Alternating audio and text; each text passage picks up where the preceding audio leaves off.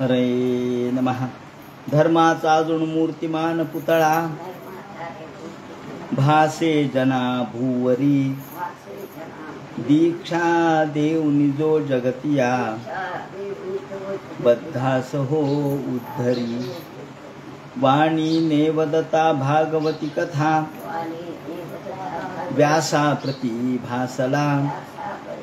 तो हा गुरु श्री जनार्दन असा पाटांगणी शोभला. सद्गुरुनाथ महाराज की जय. हरे नमः.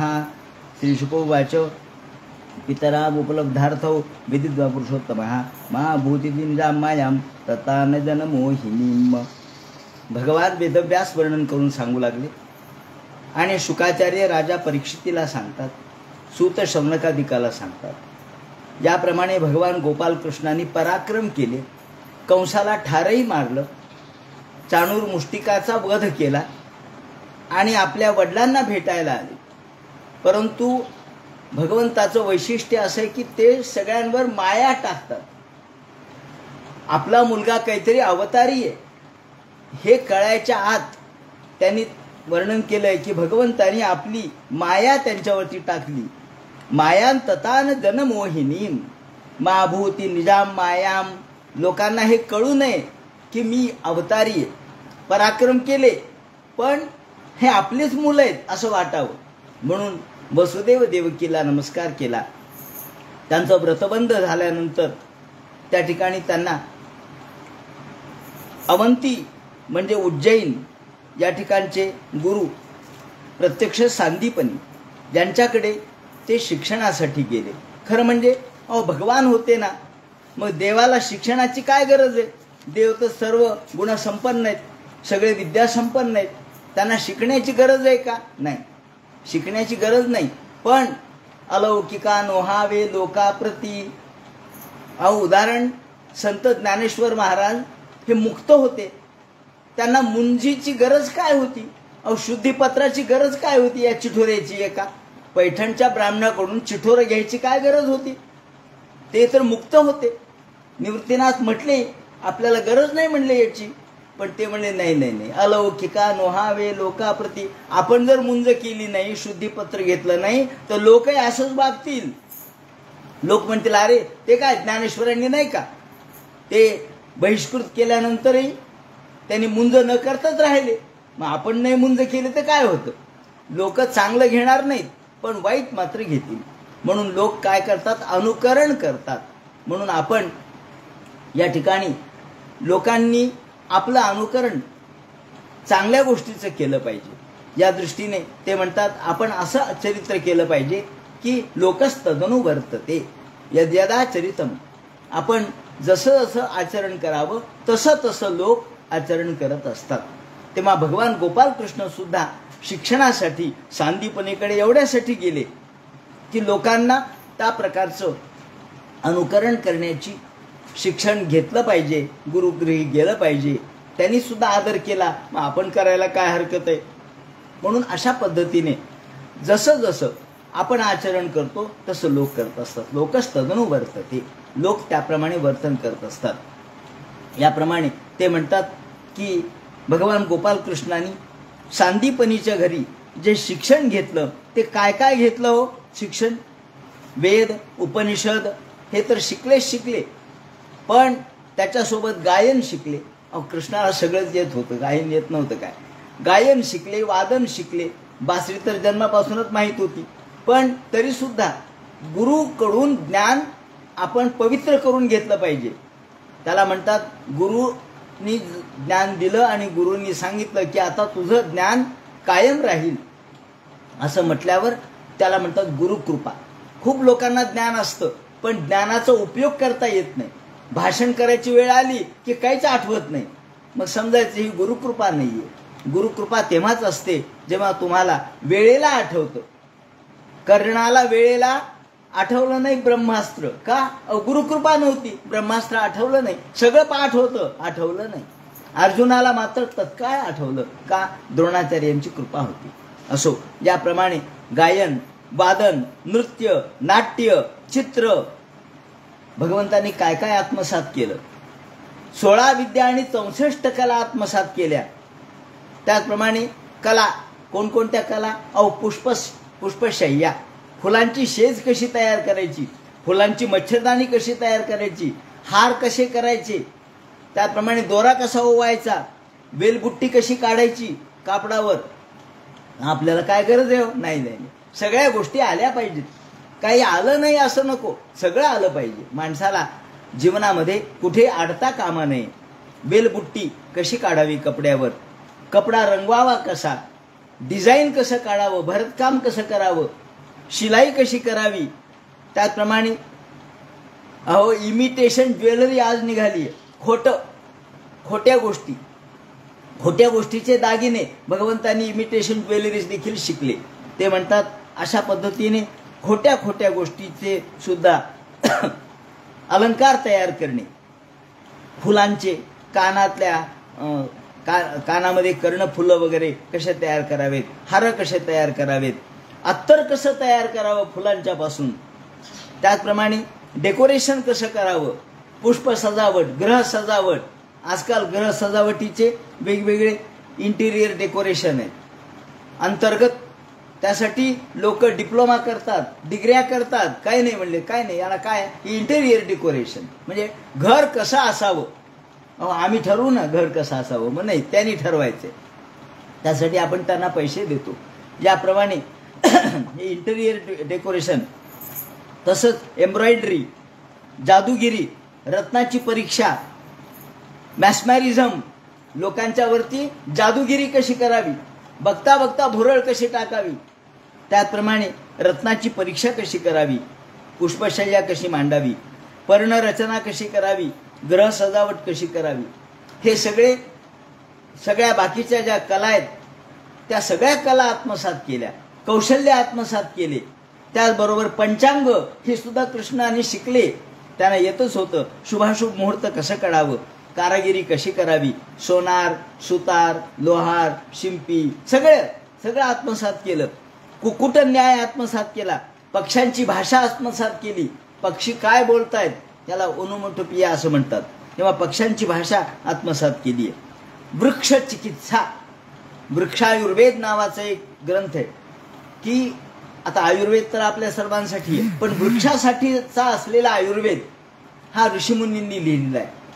हा वृक्षायुर्वेद भगवंतांनी आत्मसात केला की कोणत्या झाडाला कोणते रोग होतात, त्याला कशा पद्धतीने आपण उपाय केले पाहिजेत, कोणत्या झाडाचं काय येतं, दोन्ही झाडांना एकत्र मिळून आपण जे काही झाडं या ठिकाणी बनवतो, तयार करतो, अशा प्रकारच्या झाडांची वैशिष्ट्य ही कोणती आहेत आणि याप्रमाणे 2 झाडं एकत्र करून एक झाड उत्पन्न करायचं, अशा प्रकारची जी कला आहे ते भगवान शिकले. पक्षाची भाषा, वैदिक भाषा, साहित्य, त्याप्रमाणे काव्य, नाट्य, कृष्णविद्या, छळ कसा करावा.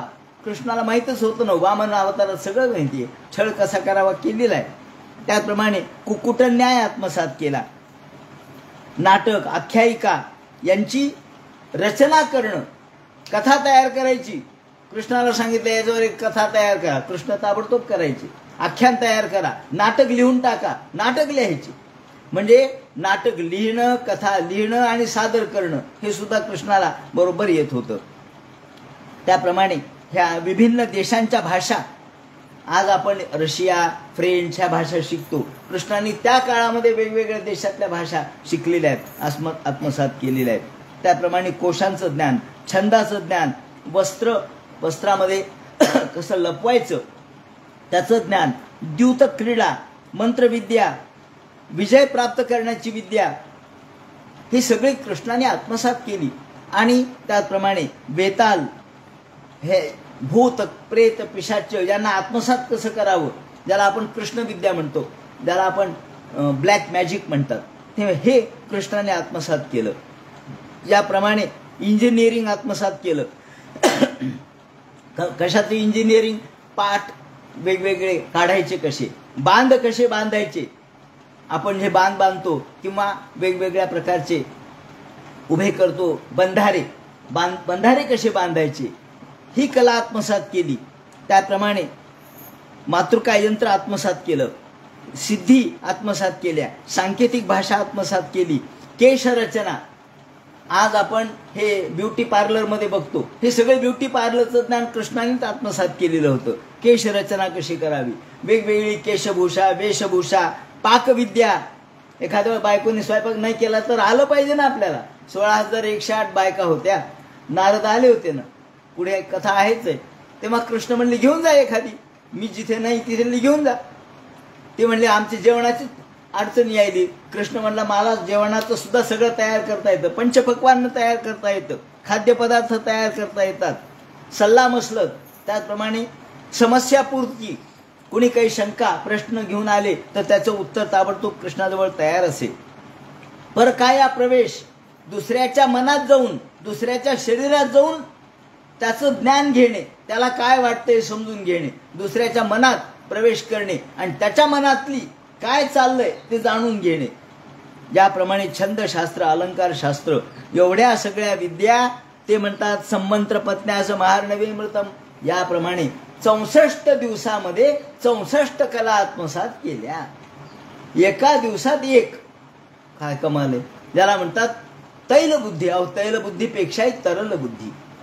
ज्या भगवंतांनी सरहस्यम धनुर्वेदम, वेद, उपनिषद, त्यातलं तात्पर्य, न्याय, न्यायशास्त्र, कायदा सुद्धा आत्मसात केला कृष्णाने.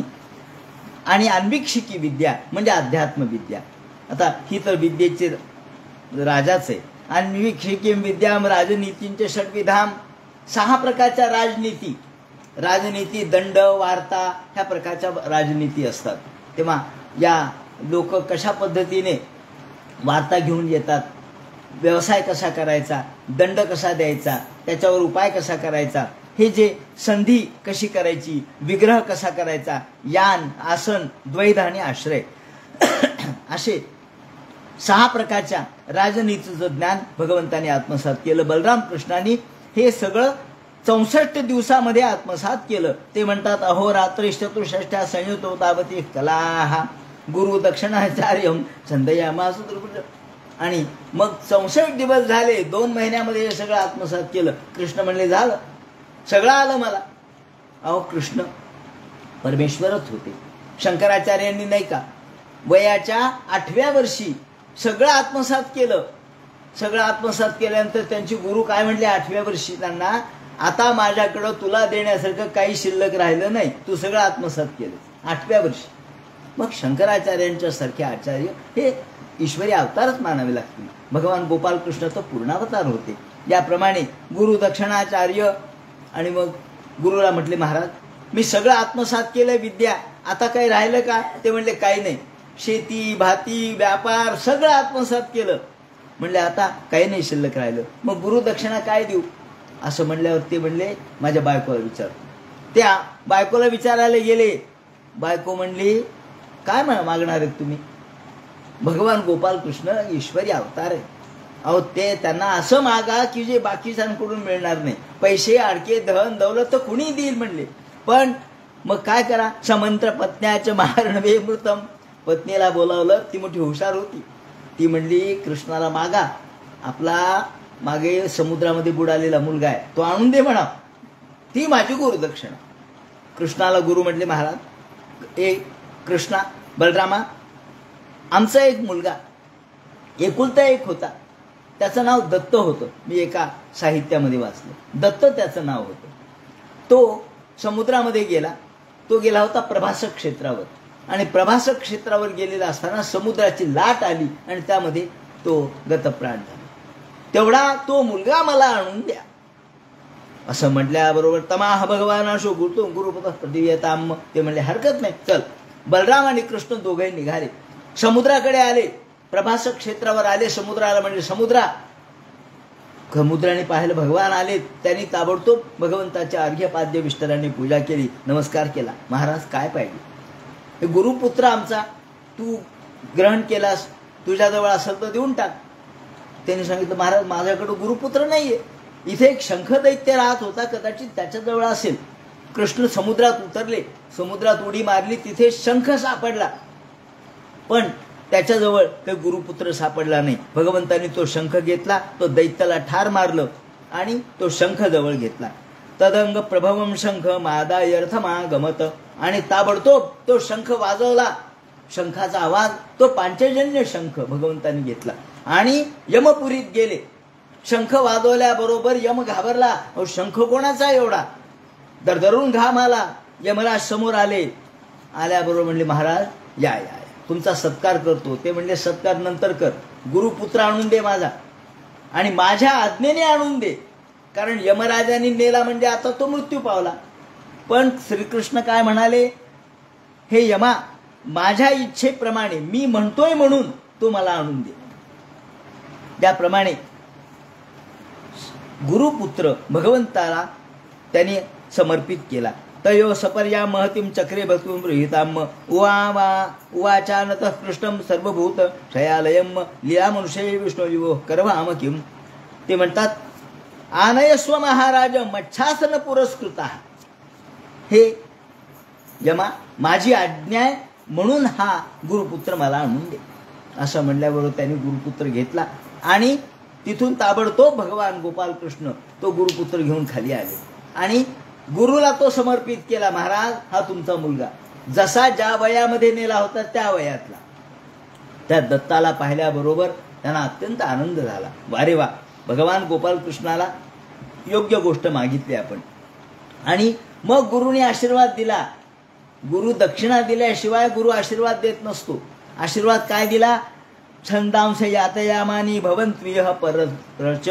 हा आशीर्वाद महत्वाचा आहे की हे कृष्णा, तू माझ्या इच्छा पूर्ण केल्यास मला गुरुदक्षिणा मिळाली. आता तुझी विद्या कधीही शिळी होणार नाही. विद्या शिळी झाली म्हणजे वेळेवर आठवत नसतं. वेळेवर आठवलं म्हणजे विद्या शिळी झाली नाही. गुरुचा जर आपल्याला आशीर्वाद असेल तर विद्या नेहमी ताजी राहते, विद्या टवटवीत राहते. फुल आहे पण सुकून गेलं, काय उपयोग आहे? अन्न आहे, शिळं झालं, उपयोग नाही. विद्या आहे, ज्ञान आहे, सगळं आहे. अहो पूर्वी होतं हो सगळं, पण आता काय आठवत नाही. म्हणजे ते शिळं झालं, उपयोग झाला नाही. म्हणून ते म्हणतात छंदांश यातयामानी. यातयामानी म्हणजे नित्य ताजं राहील, तुझं ज्ञान नित्य ताजं राहील.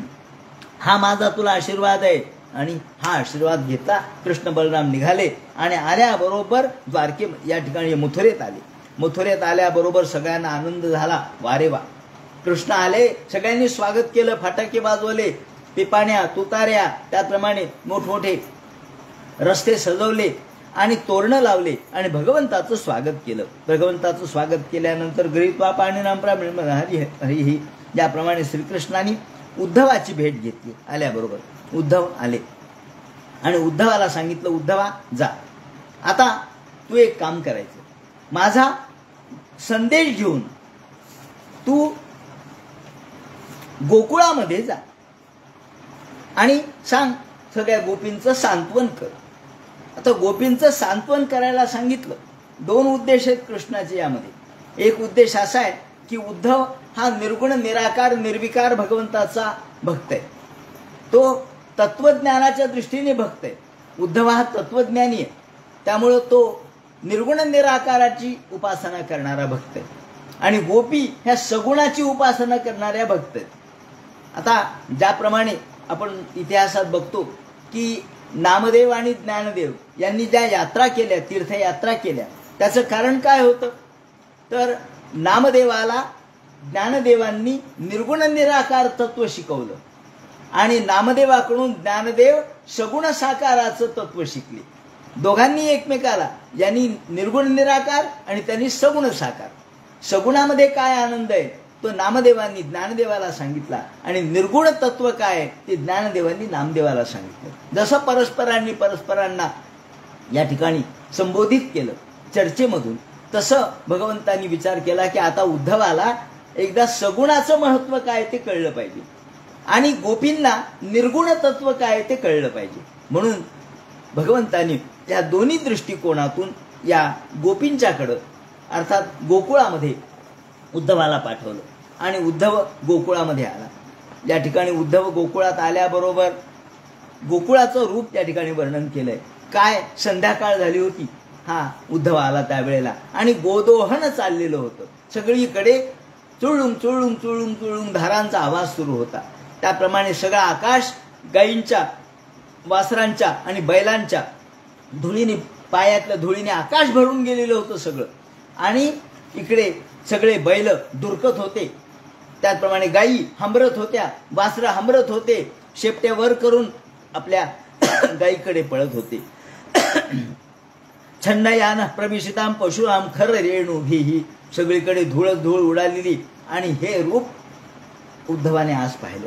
आणि गोदोहन शब्दाभिरवम वेणुराम निस्वनेन च, याप्रमाणे गोदोहनाचा शब्द सगळीकडे चाललेला होता. आणि या गोदोहनाबरोबर श्रीकृष्णाच्या प्रेममय गीतांचा देखील आवाज येत होता. गोदोहना बैसली नंदधारा, गोदोहना बैसली नंदधारा. नंदधारा अर्थात यशोदा ही गोदोहनासाठी बसलेली आहे. आणि त्या ठिकाणी जे स्वर येत आहेत, मंजूळ अशा प्रकारचे स्वर येत आहेत, ते कोणते? गोविंद दामोदर माधवेती गोदोहना बैसलीन गोपीदारा, पात्रांतरी वाजती क्षीरधारा, तेणे स्वरे मंजुळ गीत गाती, गोविंद दामोदर माधवेती. सगळ्या गोपदारा, सगळ्या स्त्रिया, गोपिका दूध काढत होत्या. आणि या वेळेला काय चाललं होतं? दुधाचाही आवाज येत होता, त्यातल्या धारांचाही आवाज येत होता, आणि त्याचबरोबर स्वरांचाही आवाज येत होता. हे स्वर कोणते होते? तर कृष्णाच्याच कथा, कृष्णाचेच गीत सगळ्यांच्या तोंडून निघत होते. गोविंद, दामोदर, माधव यांचा आवाज चाललेला, यांच्या नामस्मरणाचा मोठा सुंदर आवाज येत होता, ध्वनी येत होता. आणि हे चकित झाला हा उद्धव. उद्धव कसा दिसत होता? उद्धव गोपाल कृष्णासारखा दिसत होता. म्हणजे उद्धवाला स्वरूपता कृष्णासारखा सावळा रंग होता, कृष्णासारखाच पितांबर असे, कृष्णासारखाच मुकुट घालत असे, कृष्णासारखाच मयूरपिच्छ आपल्या या टोपाला लावत असे, आणि कृष्णासारखंच रूप सौंदर्य होतं. असा कृष्णासारखा दिसणारा हा उद्धव. धूपदीपैश्च माल्यैश्च, त्या ठिकाणी सुंदर अशा प्रकारचा धुराचा धूपदीप यांचा जो सुगंध येत होता. उद्धवाला पाहिल्याबरोबर उद्धवाचा रथ संध्याकाळच्या वेळेला आल्यामुळं तो एकदम नंदाच्या समोरच आला. नंदानी त्याचं स्वागत केलं, यशोदेने स्वागत केलं, त्यांना भोजन खाऊ घातलं आणि नंतर गप्पा मारत बसले. आता नंद काय बोलणार आहे? यशोदा आणि नंद अत्यंत प्रेमयुक्त आणि अत्यंत कातर स्वराने भगवंताच्या आठवणी सांगायला लागली की कृष्ण, अहो आमचा कृष्ण म्हणजे प्राण होता. कृष्ण कसा खेळत होता, कृष्णाने शकटासूर कसा मारला, प्रलंबासूर कसा मारला, त्याप्रमाणे या नागाला कसं वठणीवर आणलं, 7 दिवस पर्वत कसा धरला, हे सगळं सांगायले. दावाग्नीपासून आमचं रक्षण कसं केलं, आणि कंसम नागायुत प्राणम, आणि शेवटी तर मोठमोठ्या हत्ती एवढे आयुत, म्हणजे जवळजवळ 10,000 हत्तींचे बळ असलेले एक एक जण वीर भगवंतांनी मारले.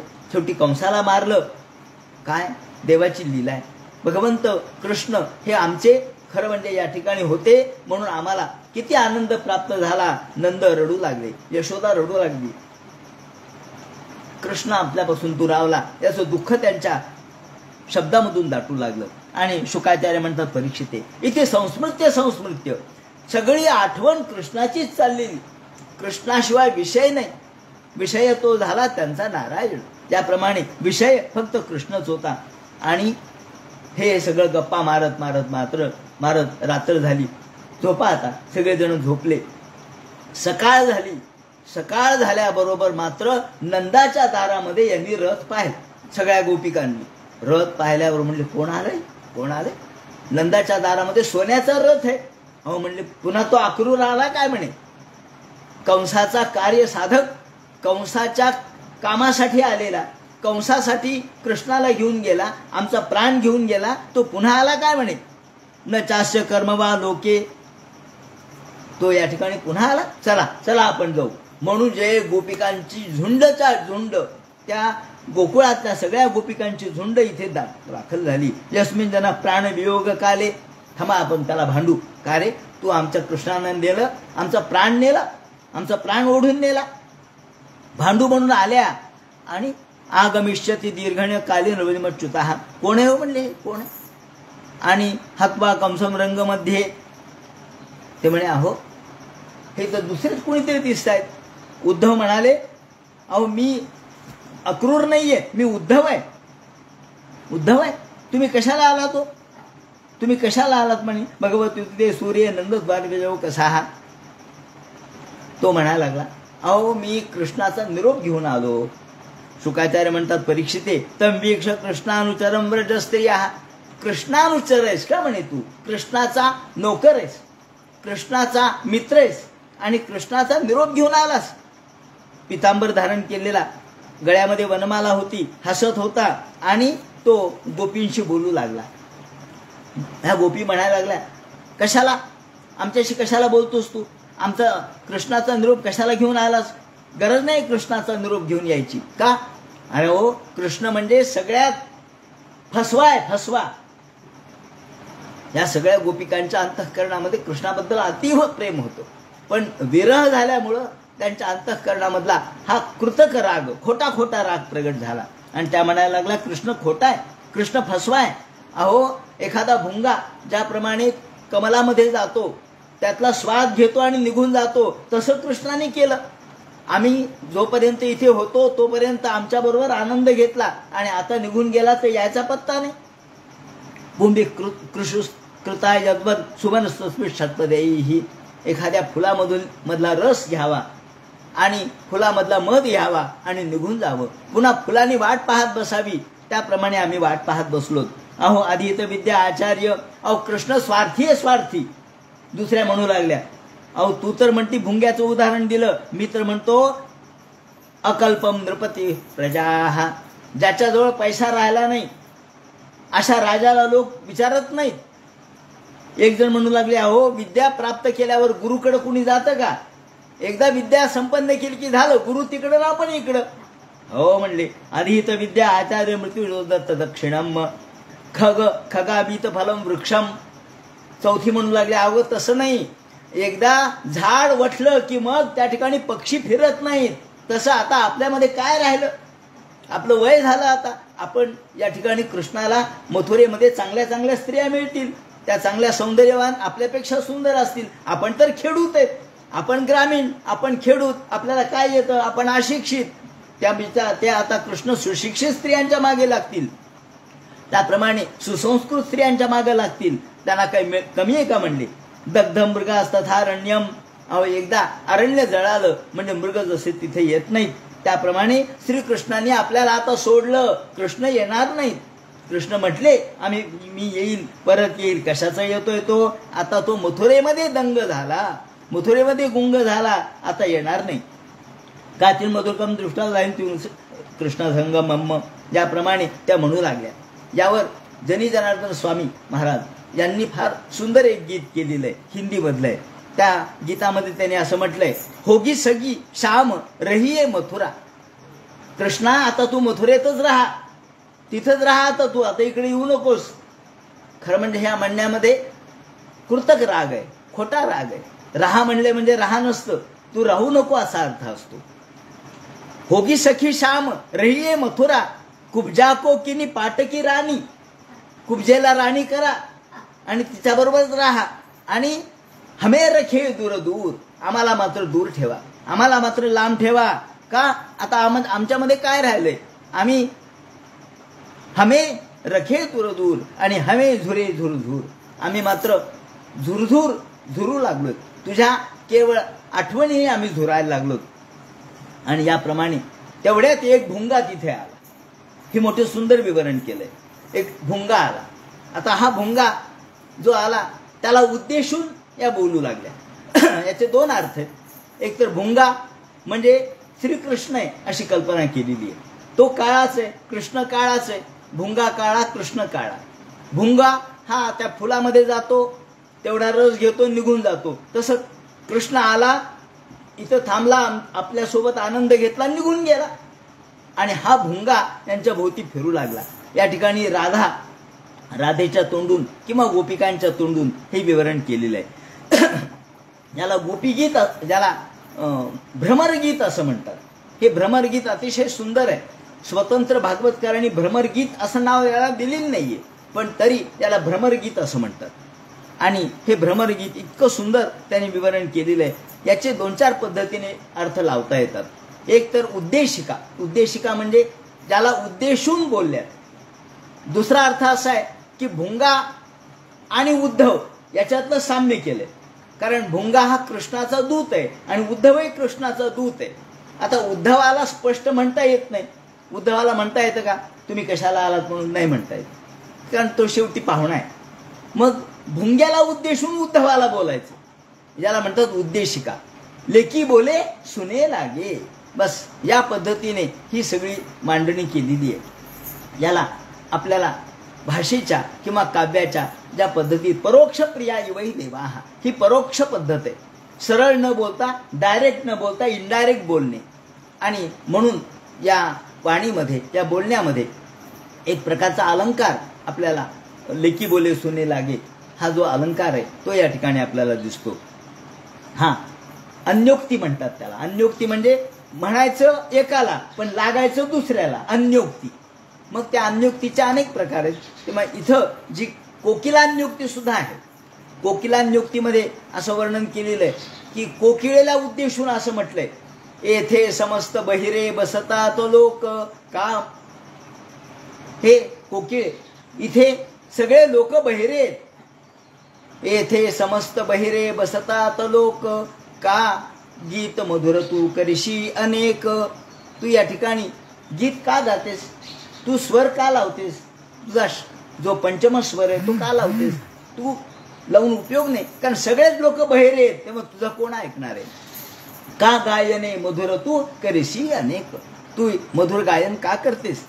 असं म्हणण्यामध्ये काय, ते कोकिळेला बोललेलं नसतं, आपल्याला बोललेलं असतं की आपण कोकिळेचा स्वर ऐकत नाही, किंवा आपण सगळे गाण्याच्या दृष्टीने कान आपल्यामध्ये, कान मंत्र म्हणजे ज्याला आपण गान, जसा गान कोकिळा किंवा गायनामध्ये तज्ज्ञ असेल तर आपण त्याला कोकिळ म्हणतो. पण या ठिकाणी निदान तानसेन नाही झालं तर निदान कानसेन व्हावं असं म्हणतात. तसं निदान कानसेन तरी पाहिजे, गाणं तरी कळलं पाहिजे निदान. पण ज्यांना गाणंच कळत नाही त्याच्यासमोर गायन करून उपयोग काय. याप्रमाणे इथे अशा अन्योक्तीच्या पद्धतीने हे विवरण केलेले आहे. मधुप कितब बंधो मास्पृशांग्री सपत्न्याः कुच विलुलित माला कुंकुमश्मश्रुभिर्नः वहतु मधुपतिस्तन्मानिनीनां प्रसादम यदु सदशिबिळेम्ब्यम यस्य दूतस्त्वमी दृक्. या ठिकाणी अतिशय सुंदर विवरण त्यांनी केले. मधुप कितव बंधो, मधुप हा अर्थ, मधुप म्हणजे मधु पिणारा, म्हणजे कोण, भुंगा. आणि दुसरा अर्थ असा आहे की मधुप म्हणजे मधुपती, म्हणजे मधुपती म्हणजे कोण आहे, कृष्ण आहे. कृष्ण हा मधुपती आहे, कारण तो मधुवनामध्ये राहतो ना, म्हणून तो मधुपती आहे. मधुवनी मधु शत्रु नमो हरी, भगवान हा मधुपती आहे, तो मधुवनामध्ये राहतो म्हणून तो माधव आहे, म्हणून तो मधु आहे. मग मधुप या शब्दाने 2 अर्थ व्यक्त केलेत, एक भुंगा आणि दुसरा कृष्ण. मधुप कितव बंधो, कितव बंधो, कितव म्हणजे फसवणारा, कृष्णही फसवणारा आणि तूही फसवणारा म्हणले. त्या भुंगा जो गुंगुंग गुंगुंग करत होता ना, त्या भुंग्याला उद्देशून म्हणायला लागले. पण हे भुंग्याला उद्देशून नाहीये, ते उद्धवाला उद्देशून आहे. उद्धवाच्या निमित्ताने भुंग्याला त्या बोलू लागल्यात. मधुप कितव बंधो, तू कितव बंधू आहेस. कितव म्हणजे फसवणारा, तोही फसवणारा आहे कृष्ण, आणि त्याचा मित्रही तसाच फसवणारा. मास्पृशांग्री सपत्न्याः, तो भुंगा जवळ येऊ लागला, त्याला त्या गोपीच्या अंगाला स्पर्श करू लागला. माझ्या अंगाला स्पर्श नाही करायचा का.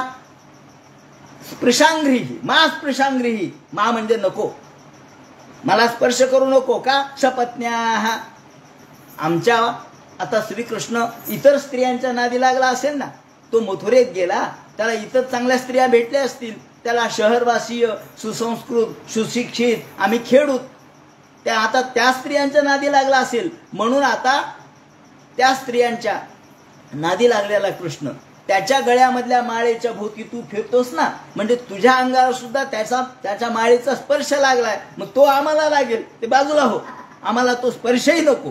कुच विलुलित माला कुंकुमश्मश्रुभिर्नः, वहतु मधुपतिस्तन मानिनी नाम प्रसादम सदु यदु सदसी विडंब्यम यस्ते दूतस्त्वमितृ.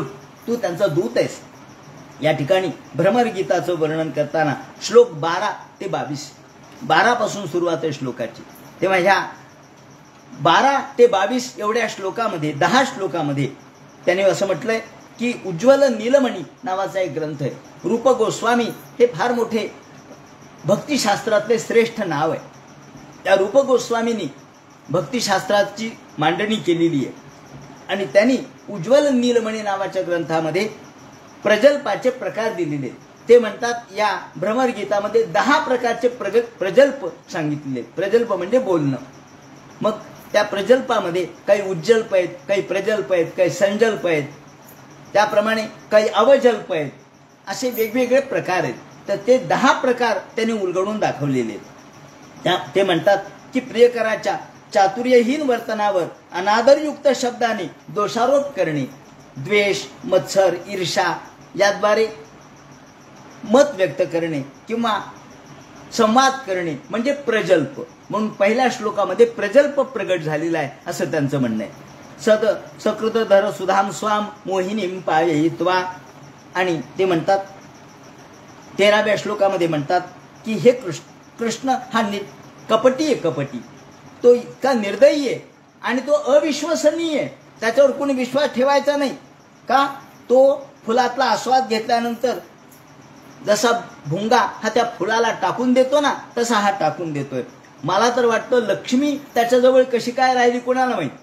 लक्ष्मीला कळलंच नाही म्हणे. त्याच्या गोड गोड भाषेने ती देखील भुलली आणि त्यामुळे ती देखील तिथे राहते. हे पिबत हृतचेता उत्तम श्लोक जल्पैही. याप्रमाणे हा कपटी असलेला कृष्ण आणि हे भुंग्या तूही कृष्णासारखाच आहेस. तू देखील कपटी आहेस, गोड आणि फसवाय. तुझ्या शब्दावर आम्ही नाही आता विश्वास ठेवणार. आणि मग 14व्या याच्यामध्ये ते म्हणतात श्लोकामध्ये किमह बहुषडंग्रे गायसीत्वम यदूनाम. का रे भुंग्या, तू गुंगुंग गुंगुंग गुंगुंग करतोस, त्या कृष्णाचे गीत गायलास का आणि कृष्णाचं महत्व आम्हाला सांगायलास का? आम्हाला नको सांगू कृष्णाचं महत्व. का? आम्हाला माहित नाही. आता ते जुनं पुराण झालंय. आम्ही कृष्णाचा अनुभव घेतला तर जुना पुराणा झाला. आणि विजय सख सखी नाम इथं 2 अर्थ आहेत. मधिपती ग्रहाणामग्रतो न पुराणम. पुराणम म्हणजे जुनं पुराण झालं एक अर्थ. आणि दुसरा अर्थ असा की पुराणामध्ये ज्या कृष्णाचं वर्णन केलेलं आहे असा अर्थ आहे. आणि विजय सख्य सखी नाम, कृष्ण हा विजय प्राप्त करून देणारा आहे हा एक अर्थ आहे. आणि दुसरा अर्जुनाचा मित्र आहे. विजय म्हणजे अर्जुन, हा अर्जुनाचा मित्र आहे हा अर्थ आहे. विजय सख सखी नाम गीयतांत प्रसंग. आणि तू कशाला त्यांच्याबद्दल आम्हाला सांगायला लागलास? आम्हाला काही सांगू नकोस.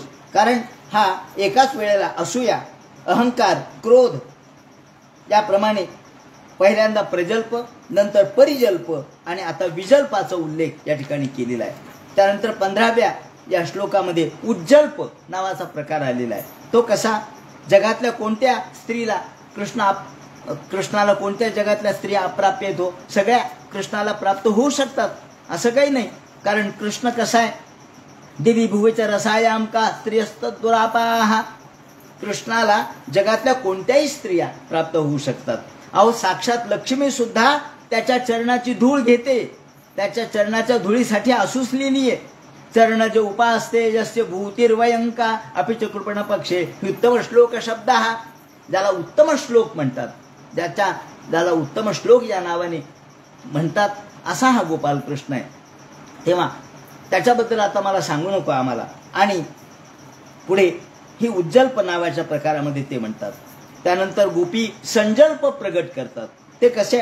16व्या श्लोकामध्ये हा संजल्प प्रगट झालेला आहे. विसृज शिरसी पादम वेज्ञहम चाटुकार. चाटुकार म्हणतात त्याला.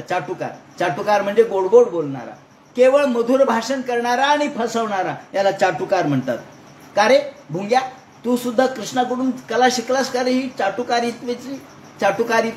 चाटुकारित्व म्हणजे समोर गोड बोलायचं, मधाळ बोलायचं, साखर पेरणी करायची.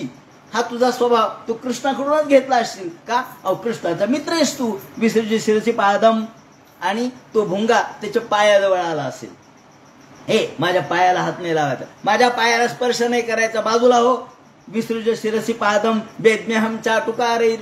तू चाटुकार आहेस, केवळ साखर पेरणी करणार आहेस. अनुनय विदुषस्ते भेत्य दौतेर मुकुंदात. तू अनुनय, अनुनय म्हणजे विनंती करण्यात, अनुनय करण्यात, पुढं पुढं करण्यात फार पटाईतच तू. कृष्णाचंच तू स्वीकारलंयस काय की कृष्णाचं हा गुण तुझ्यामध्ये आला. परंतु आता आम्ही फसणार नाहीत बरं का तुला. मधाळ शब्दाने कृष्णाने आम्हाला बोलवलं. या ठिकाणी व्याजस्तुतीच्या द्वारे निंदाव्यंजक मुद्रांच्या द्वारे कृष्णाच्या कृतघ्नपणाची या ठिकाणी आविष्कृती केलेली आहे. अवहेलना भगवंताची या ठिकाणी संजल्प या निमित्ताने केलेली आहे, त्याला संजल्प म्हणतात. त्यानंतर अवजल्प हा प्रकार 17व्या श्लोकामध्ये दिसतो. अवजल्प यामध्ये काय म्हटलंय? मृगयुरीव कपींद्रम विविधे लुब्ध धर्मा. आम्हाला माहिती आहे अहो कृष्ण किती खोटा आहे, कृष्ण किती निर्दयी आहे, ते आम्हाला पहिल्यापासून माहित आहे. कसं काय? अहो राम अवतारामध्ये कृष्णाने लक्ष्मणाने शूर्पणखेला मारलं, रामाने मारलं. म्हणजे एवढी स्त्री समोर आली पण त्यांनी तिचं नाक कापलं, विद्रूप केलं तिला. आणि एवढंच कशाला, ज्यांनी वालीला मारलं, लपून छपून बाण मारला. अहो लपून छपून बाण मारावा का? आम्हाला सुद्धा असंच लपून छपून बाण मारला कृष्णाने. कोणता बाण? मदन बाण. आम्हालाही लपून छपूनच मारला. मृगयुरीव कपींद्रम विविधे लुब्ध धर्मा स्त्रियमकृत विरूप आमसी कामया नाम. आणि वामन अवतारामध्ये तर बलीला फसवलं नाही का? मला 3 पावलं जागा पाहिजे म्हटला आणि सगळं विश्व आत्मसात केलं. तसंच या ठिकाणी आम्हाला सुद्धा फसवलं. कृष्णाला फसवण्याची सवयच आहे. राम जन्मात असो नाहीतर वामन जन्मात असो, कृष्णाने फसवलंच आहे. आणि आता या वेळेला आम्हाला फसवलं तेव्हा आम्हाला सांगू नको त्यांच्याबद्दल काही. ज्याला म्हणतात अवजल्प. ज्याप्रमाणे कृष्ण कसा पाषाण हृदयी आहे, अप्रामाणिक आहे, याचं वर्णन या ठिकाणी केलेलं आहे. 18व्या श्लोकामध्ये अभिजल्प हा प्रकार सांगितलेला आहे. काय सांगितलं अभिजल्पमध्ये? जदनुचरित लीला कर्ण पीयूष विप्रुप सकृत न विधूत द्वंद्व धर्मा विनष्टा सपदी गृह कुटुंबम दीन मुत्सृज दीना बहव व्यंगा भिक्षुचर्याम चरंती. हा जो 17वा श्लोक आहे, हा जो 18वा श्लोक आहे तो मात्र फार वेगळ्या प्रकारचा आहे. या 18व्या श्लोकामध्ये अभिजल्प हा प्रकार आहे. एखादी प्रेयसी म्हणते माझा प्रियकर हा त्यागण्या योग्यच आहे, हे अप्रत्यक्षपणे म्हणते. पण तेव्हाच शोकाकुल भाषण ती करते आणि ती म्हणते की श्रीकृष्णाच्या द्वयर्थी अशा पद्धतीने बोलते. द्वयर्थी श्लिष्ट एक अर्थ असतो, शब्द एक असतो, अर्थ 2 असतात. की श्रीकृष्णाच्या ते म्हणतात यदनुचरित लीला कर्ण पीयूष विप्रुट. जे भगवंत श्रीकृष्णाची लीला कथा ऐकतात त्याचं एक थेंब जरी त्यांच्या अंतःकरणात गेला तरी सगळ्या प्रकारच्या बंधनातून त्याची मुक्तता होते. हा अर्थ आहे. यदनुचरित लीला कर्ण पीयूष विप्रुट सकृत न विधूतम द्वंद्व धर्मा विनष्टा. द्वंद्व धर्मा विनष्टा. या ठिकाणी द्वंद्व धर्मा विनष्टा, ऐहिक बंधन तुटून जातं, धर्म अविनष्टा असं म्हटलंय. कृष्ण कथा श्रवणाने मनुष्य द्वंद्वमुक्त होतो आणि मग भौतिक भ्रम त्याचा नष्ट होतो. दीनाहा म्हणजे धीरा. दीन शब्दाचा अर्थ धीर असा आहे. कारण अध्यात्म दृष्टीने जो धीर आहे, जो धीरोदात्त आहे, तोच अध्यात्मामध्ये टिकतो. त्यामुळे सपदी गृह कुटुंबम दीन मुत्सृज दीना, जो सगळ्या घराचा त्याग करतो. आम्ही सुद्धा घरादाराचा त्याग केला. बहव इह विहंगा. इथं विहंग जो शब्द वापरलाय तो हंसासाठी वापरलाय. टीकाकारांनी श्रीधराचार्यांनी सुद्धा तेच म्हटले की इथला विहंग शब्द म्हणजे हंस. हंस काय करतो? निरक्षीर विवेक करतो. चांगलं स्वीकारतो आणि वाईट टाकून देतो, पाणी टाकून देतो आणि दूध स्वीकारतो. तसं विहंगा. बहव इह विहंगा भिक्षुचर्याम चरंती. जे भगवंताच्या नादी लागतात ते भिक्षुचर्याम चरंती. ते भिक्षुचर्या म्हणजे ते श्रीमंत राहत नाहीत, मग ते काय होतात? निर्धन होतात. भगवान हा निष्कंचन त्यांना करतो. भिक्षुचर्या त्यांच्याजवळ काही ठेवत नाही. कोणतं काही ठेवत नाही म्हणजे भौतिक सुख ठेवतच नाही, कारण भौतिक सुखाच्या पलीकडे गेलेले असतात ते. त्यामुळं ते म्हणतात विहंगा. ज्याप्रमाणे हा निरक्षीर विवेक करणारा हंस राजहंस असावा त्याप्रमाणे तो राजहंस पदवीला प्राप्त होतो, तो हंस पदवीला प्राप्त होतो. हंस हंसाय विद्महे परमहंसाय धीमहि. तो परमहंस पदवीला प्राप्त होतो म्हणजे मुक्त होतो, हा त्याचा अर्थ. हंस म्हणजे मुक्त.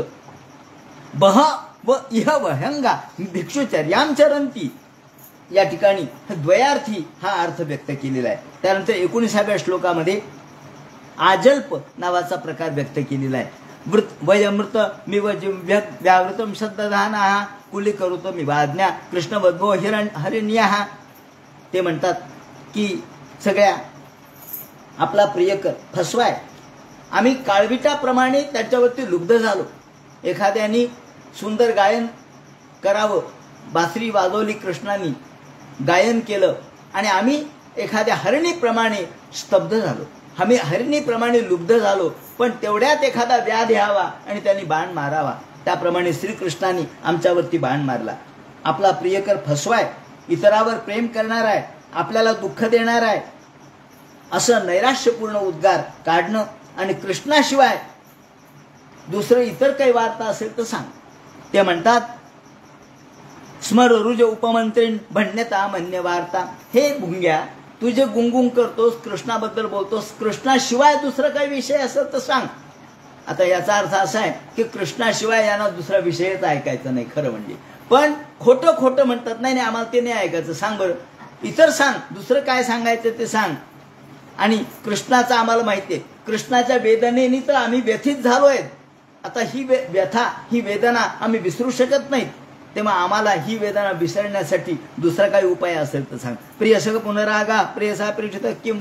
आणि तेवढ्यात काय झालं असेल माहित नाही, तो भुंगा दुसरीकडे गेला, दुसरीकडे कुठेतरी गेला, हिला भुंगा दिसेना. आणि मग मात्र अस्वस्थ झाली, कुठे गेला भुंगा. म्हणजे आतापर्यंत भुंगा होता तर त्याला असं बोलली, आता भुंगा दिसेना तर भुंगा का दिसेना म्हणून फिरायला लागली.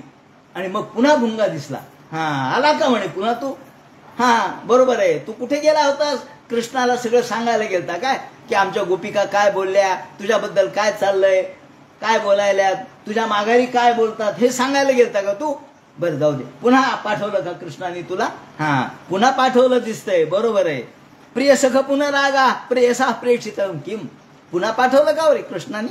हा कृष्ण तसा चांगलाच आहे, आता मात्र गोड बोलायला लागल्या. हो कृष्णाने या अर्थी एवढं सगळं ऐकून सुद्धा आम्ही एवढं वाईट बोललो, कृष्णाबद्दल गाऱ्हाणे केले, नाही नाही ते कृष्णाला बोललो, त्याला आपण दुष्ट म्हणलो, दुराचारी म्हणलो, सगळं म्हणलो, पण तरी कृष्ण चांगला आहे का. तर त्यांनी तुला पुन्हा पाठवलं का. आणि प्रियकराची प्राप्ती दुर्लभ आहे. आता श्रीकृष्ण प्राप्त होणार नाही, आपण कृष्णासाठी अयोग्य आहे. आता कृष्णासाठी मोठ चांगल्या कृष्णाचं लग्न होईल, त्याला बायका येतील, तो राणींशी राजपुत्रींशी लग्न करील. आमची काय आठवण येणार आहे त्याला. आता आम्ही खेडूत बायका आहेत, आम्ही ग्रामीण भागातल्या आहेत, आम्ही खेड्यातल्या आहेत, आम्ही अशिक्षित आहेत, आम्ही असंस्कृत आहेत, आम्हाला वेशभूषा कळत नाही, केशभूषा कळत नाही, बिचारे आम्ही. पण कृष्ण आता चांगल्या चांगल्या स्त्रियांच्या बरोबर त्याचं लग्न होईल. आता आम्ही काही त्याच्या योग्यतेचे नाहीत बरं का. म्हणून आणि कृष्णाने आता तुला पुन्हा पाठवलं, तुला पुन्हा पाठवलं म्हणजे तू पाहुणाच. मग पाहुणा असल्यावर पाहुण्याला असं वाईट बोलाव का. आता हे एकीकडे उद्धवाकडे उद्देशून आहे, दुसरीकडे भुंग्याला उद्देशून आहे. आणि प्रियसक पुनरागा प्रेयसा प्रेषित किम वरय किमनुरुंधे मानिनियोसी मेंग नयसी कथम ह्यास्मान दुस्तेजत द्वंद्व पार्श्व सतत मूर्सी सौम्य श्रीर्वधू साकमास्ते. आणि तुम्ही आमचे पाहुणे आहेत, आम्हाला तुमच्याशी नीट बोललंच पाहिजे आणि तुमचं स्वागतही केलं पाहिजे. याप्रमाणे हे प्रतिजल्प हा जो 20वा श्लोक आहे तो प्रतिजल्पाचा आहे. या दृष्टीने भुंगा क्षणभर कसा त्यातून बाजूला गेला. आणि प्रतिजल्पामध्ये ती म्हणते की राधा बावरी झाली, कावरी बावरी झाली, कृष्णाच्या विरोधामध्ये ती बोलली, परंतु कृष्णाने पाठवलं म्हटल्यानंतर कृष्ण दयाळू आहे असंही म्हणायला लागली. याप्रमाणे 21व्या श्लोकामध्ये सुजल्प हा प्रकार आलेला आहे. सुजल्प म्हणजे काय. सुजल्पामध्ये प्रामाणिक प्रेयसी गांभीर्य, नम्रता, चंचलत्व, उत्कंठा या भावनेने प्रश्न विचारते, याला सुजल्प असं म्हणतात. ही सुजल्प या ठिकाणी 21वा जो श्लोक आहे तो असं म्हणतात. अपिबत मधुपुर्या मार्यपुत्रो धुनास्ते स्मरसित पितृज्ञान सौम्य बंधुश्च गोपान क्वचित सभे कथान किंकरीणाम गृणीते भुज म गुरु सुगंधम मूर्धने 10 शतकदानु. कृष्णाला आमची आठवण येते का रे? आता भुंग्याला म्हणू लागल्या. कृष्णाला या नंदाची आठवण येते का? यशोदेची आठवण येते का? गोकुळातली आठवण येते का? त्यांच्या या ठिकाणी खेळाची आठवण येते का? त्यांच्या बालगोपालांची, त्यांच्या मित्रांची आठवण येते का? नसेल येत. आता क्वचितपिस कथान किंकरीणाम गृणीते. आणि आमच्यासारख्या किंकरीची, आमच्यासारख्या दासींची आठवण येते का रे? भुजग मधु सुगंधम. आणि श्रीकृष्णाचा जो मधु सुगंध, गंधपणे असलेला जो हात आहे, कृष्ण आमच्या डोक्यावरती कसे ठेवतील, कधी ठेवतील? मूर्धलासच कदा आणू. आमच्या डोक्यावर कृष्ण हात कधी ठेवतील का नाही रे? सांग ना. शुकाचार्य म्हणतात, परीक्षिते, याप्रमाणे त्या सगळ्या बोलू लागल्या भुंग्याला. आणि उद्धव ऐकू लागला. म्हणजे त्या भुंग्याला बोलतच नव्हत्या, उद्धवालाच बोलत होत्या. याप्रमाणे भुंगा निघून गेला. आणि असं काही काही अभ्यासक म्हणतात, काही काही ज्ञानी म्हणतात की हा भुंगा म्हणजे कृष्णच होता म्हणे. कृष्ण भुंग्याचं रूप घेऊन आला होता. ह्या बायका काय म्हणतात ते ऐकायला. आणि म्हणून अथोद्धवो निशम्यैव कृष्ण दर्शनला अलसाहा. याप्रमाणे उद्धव म्हणू लागला, अहो गोपींनो, अहो मला श्रीकृष्णाने निरोप देऊन पाठवलंय, कृष्णाने संदेश देऊन पाठवलंय. म्हणजे काय दिलाय संदेश कृष्णाने? या ठिकाणी सगळ्या स्त्रिया उन्मादामध्ये व्यस्त आहेत. या ठिकाणी विवरण करताना अभ्यासक ज्ञानी म्हणतात की श्रीकृष्णाने या ठिकाणी कृष्णाच्या नादाने सगळ्या ज्या तल्लीन झाल्यात, त्या दिव्योन्मादाचे 10 प्रकार आहेत. ह्या उन्माद अवस्थेमध्ये, उन्माद म्हणजे जसा एखादा दारू पिलेला असतो, पण हे फक्त उदाहरणापुरतं आहे. ते म्हणतात की ज्याप्रमाणे तो स्वतःच्याच नादात असतो, मदिरामदांधा वासो यथा परिकृते मदिरामदांधा. कपिलाचार्याने जे उदाहरण दिले ते, किंवा कृष्णाने उदाहरण दिलेले, याप्रमाणे तसा ह्या सगळ्या गोपिका दिव्योन्मादामध्ये तल्लीन आहेत. त्याचे 10 प्रकार आहेत. चित्रजल्प, हे चित्रजल्पाचे 10 प्रकार आहेत. दिव्योन्माद भ्रमित अवस्था आहे, ही महाभावाची अवस्था आहे असं म्हणतात. महाभाव म्हणजे सगळ्यात उच्च दर्जाचा तल्लीनतेचा भाव, राधेच्या मोहितावस्थेचा आनंदाचा उद्गम या भावामध्ये आहे. तीव्र उत्कंठा, भावविभोरता. आणि याप्रमाणे या भावविभोरतेमध्ये चित्रजल्पो दशांगोयम प्रजल्प परिजल्पिता विजल्पो जल्प संजल्प अवजल्पो विजल्पिता आजल्प प्रतिजल्पश्च सुजल्पश्चोदी कीर्तिता. हे असे जल्पनेचे प्रकार आहेत. हे या उज्ज्वल नीलमणी नावाच्या ग्रंथामध्ये सांगितलेले आहेत. याप्रमाणे या सगळ्या स्त्रिया त्यांच्याशी बोलू लागल्या. उद्धव म्हणायला लागला की कृष्णाने जो निरोप सांगितला तो मी तुम्हाला सांगतो. आता कृष्णाच्या द्वारे जो निरोप आहे तो उद्धव सांगू लागला, पण ते कृष्णच बोलतायत म्हणून सांगितलंय. आणि कृष्ण म्हणतात या उद्धवाच्या तोंडून की आम्ही हे पहा, भक्तीनाम वियोगोरमे निसर्वात्मना क्वचित. हे गोपींनो, मी तुमच्यापासून दुरावलो त्याचं कारण एकच आहे. ते कारण हे मला माहिती आहे, मी तुमच्यापासून दूर गेलो, पण खरं म्हणजे मी तुमच्या जवळच आहे ना. तुमच्यापासून कुठं दूर गेलो मी? कृष्ण सांगायला उद्धवाच्या तोंडून, तुमच्यापासून कुठं दूर गेलो? अहो पृथ्वी, आप, तेज, वायू, आकाश याच्याशिवाय जग आहे का? सगळीकडेच आहे. मग मी त्याच्यामध्येच आहे. पृथ्वी, आप, तेज, वायू, आकाश या सगळ्या पंचमहाभूतामध्ये मी नाही का? सूर्याच्या मध्ये ते तेज आहे ते कोणाचं आहे? पृथ्वीमध्ये जी सहनशीलता आहे ते कोणाची आहे? गंधगुण कोणाचा आहे? वायूमध्ये असलेला अलिप्त गुण कोणाचा आहे? माझाच आहे. सगळ्या भूतांच्या मध्ये मी आहेच आहे. तुमच्यामध्ये जो श्वासोश्वास चालतो तो कोणाचा आहे? तो श्वास म्हणजे मी आहे. आत्मा ज्ञानमय शुद्धो, तुमच्यामध्ये जे चैतन्य आहे ते मी आहे. आणि हा आत्मा सर्वांच्या देहामध्ये. त्यामुळं त्यागच तपोदमस सत्यम समुद्रांता युवापगा. हा, त्याप्रमाणे सगळ्या नद्या समुद्राला मिळतात. समुद्राला मिळाल्या म्हणजे सगळ्या समुद्र हा नदीमयच आहे. सगळ्या नद्यांचं मिळून समुद्र आहे. त्याप्रमाणे सगळ्या जीवांचा मिळून मी आहे. आणि म्हणून तुम्ही काही असं समजू नका मी तुमच्यापासून दुरावलो. आणि तुम्हाला जर असं वाटत असेल की मी तुमच्यापासून दुरावलो, पण ते चांगल्यासाठी दुरावलो का? त्याचं कारण असं आहे की तुम्हाला माझी सतत आठवण व्हावी म्हणून मी दुरावलो. कारण मी तुमच्या जवळ असेल तर तुम्हाला जो जवळ असलेला माणूस आहे त्याच्याबद्दल आपल्याला काही नाही. आपण फोन करतो का जवळच्या माणसाला? अहो घरात दररोज दिसतो, त्याला काय फोन करतो का? नाही. फोन कोणाला करतो? जो दिसत नाही त्याला, जो समोर नसतो त्याला. म्हणजे समोर असणाऱ्या माणसाची लोक उपेक्षा करतात आणि समोर नसणाऱ्या माणसाकडे प्रेमाने पाहतात. ह्या माणसाचा स्वभाव आहे. त्याप्रमाणे मी समोर नसलं म्हणजे तुम्हाला माझी आठवण येईल आणि विरहामध्ये ही आठवण जास्त असते आणि म्हणून मी तुमच्यापासून दूर गेलो. तुम्हाला सतत माझं स्मरण व्हावं म्हणून मी दुरावलो आणि माझी आठवण तुम्हाला व्हावी म्हणून विप्रलंबामध्ये ही आठवण होत असते. यथा दूतरे प्रेष्ठे मना आयुष्य वर्तते, याप्रमाणे.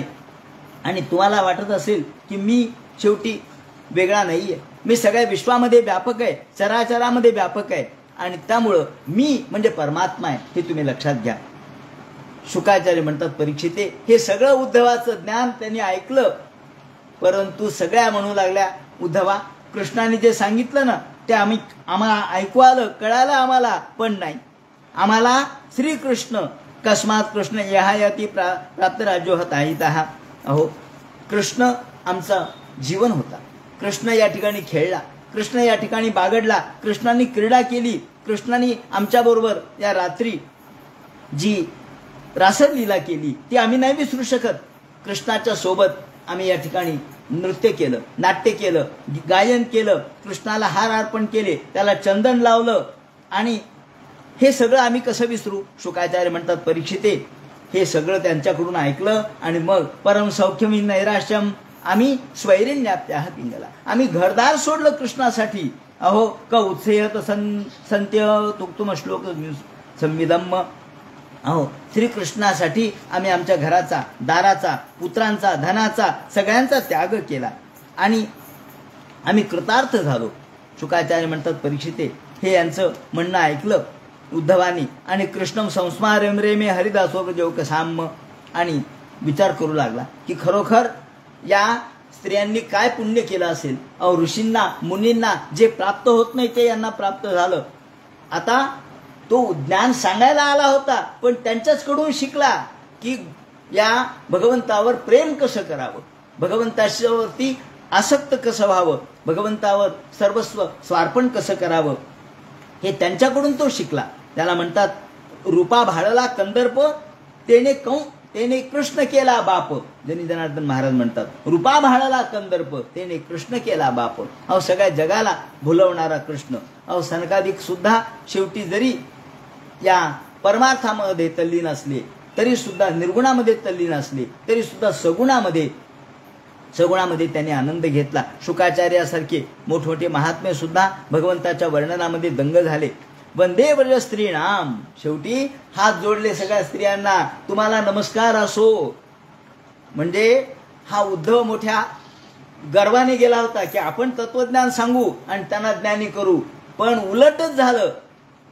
तोच ज्ञानी झाला. तो म्हटला, नाही नाही नाही, ज्ञानामध्ये नुसता आनंद नाहीये, प्रेमात आनंद आहे, प्रेमात भगवंताचं सुख आहे आणि ज्ञानात नाहीये. म्हणून त्यांना हात जोडले. वंदे नंदव्रज स्त्रीणाम, तुम्हाला नमस्कार असो. गोपींनो, अहो तुम्ही एवढं काय पुण्य केलं असेल जे कृष्णाचं एवढं सान्निध्य तुम्हाला मिळालं, तुम्ही रासोत्सव केला, त्याप्रमाणे त्यांच्याबरोबर गायन केलं, वादन केलं, चंदन त्याला अंगाला लावलं. अहो हे कोणाला मिळतंय? अशा पद्धतीचा जो भगवंताचा सहवास आहे तो कोणाला मिळणार नाही. याप्रमाणे निर्गुणोपासक असलेला उद्धव सगुणोपासक झाला, त्याला सगुणाचं ज्ञान मिळालं आणि म्हणून निर्गुणाचे भेटी आलो सगुणासंगी. निर्गुणाकडे जायचे पण सगुणाच्या द्वारे जायचे. याप्रमाणे भक्तीचं महत्त्व हे उद्धवाला कळालं आणि ज्ञान या गोपींना त्यांनी सांगितलं खरं. त्यानंतर भगवंताला आल्यानंतर उद्धवाने नमस्कार केला आणि सांगितलं. कृष्ण म्हणले, का हो, दिलं का ज्ञान? कृष्णाला माहित होतं हे कशासाठी मी पाठवलं. आणि मग मात्र तो शरण आला, देवा मला ज्ञानाचा अभिमान झाला होता पण आता कळालं की माझ्यापेक्षा गोपी श्रेष्ठ आहे, त्यांची भक्ती श्रेष्ठ आहे, त्यांना बंधन करून आलो. याप्रमाणे श्रीकृष्णाने उद्धवाला घेतलं आणि कुब्जेच्या घरी गेले. त्याप्रमाणे कुब्जेची इच्छा परिपूर्ण केली आणि नंतर अक्रूराच्या घरी गेले. अक्रूर सांगितलं होतं मी येईल, अक्रूराच्या घरी गेले. अक्रूराने स्वागत केलं आणि स्वागत केल्यानंतर अक्रूराकडलं सगळं आगत स्वागत स्वीकारलं आणि अक्रूराला सांगितलं, अक्रूरा आता माझा आदेश आहे, आता जायचं हस्तिनापुराला. हस्तिनापुराला जाऊन तिथे धृतराष्ट्राला माझा निरोप द्यायचा. त्यावेळेला 11 वर्षाचं वय कृष्णाचं. पण गच्छ जानी हतव्रत मधुना साध्व साधुवा, जा आणि सांगा. कारण धृतराष्ट्राचे बंधू असलेले पांडवांचे पिताश्री हे मृत पावले, पंडू मृत पावले. आणि त्यांच्या मृत पावल्यानंतर त्यांची मुलं बिचारे उघड्यावरती पडले. पण आता हा धृतराष्ट्र त्यांचा काका असून सुद्धा त्यांच्याकडे नीट पाहत नाही, तो समान दृष्टीने पाहत नाही. कृष्णाच्या कानावर या सगळ्या वार्ता आलेल्या असतील. ते मग कृष्णाने सांगितलं, जा आणि त्यांना सांगा, समो न वर्तते नूनम, तो समानतेने पाहत नाही, तो द्वेष करतोय पांडवांचा. तेव्हा आता जा आणि सगळ्यांना सांगा, धृतराष्ट्राला विशेषतः माझा निरोप द्या की जर तुम्ही या पद्धतीने पांडवांना त्रास देत असाल, त्यांची बिचारी कुंती ही एखाद्या हरणीप्रमाणे कुररीप्रमाणे रडते, तेव्हा तिच्याकडे तुम्ही नीट लक्ष द्या, नाही तर माझ्याशी गाठ आहे एवढं सांगा. सापत्नमध्ये शोचंती वृकाणा हरिणीमिव, ही कुंती कशी आहे तर वृकाणाम म्हणजे लांडग्यांच्या कळपामध्ये एखादी हरणी सापडावी, त्याप्रमाणे या सगळ्यांच्या लांडग्यांच्या कळपामध्ये ही हरणी सापडली आहे. तेव्हा ती रडायला लागली, ती रडते. तेव्हा तिचे अश्रू आता इथून पुढे न पडले पाहिजेत आणि तुम्ही समानतेने त्यांना वागवलं पाहिजे. पितृहीन असलेले हे बालक आहेत. प्रपन्नानाम पाहि गोविंद शुशुभिष्टाव हरिधम्म सांत्वयिष्यति मां वाक्ये पितृहीनांचे बालकान, आई वडिलांचं छत्र हरवलेल्या बालकांना समानतेने तू पाहत नाहीस, तेव्हा माझा हा निरोप दे. हा गेला तिथे, अक्रूर तिथे गेले आणि त्यांनी सगळ्यांची सभा घेतली.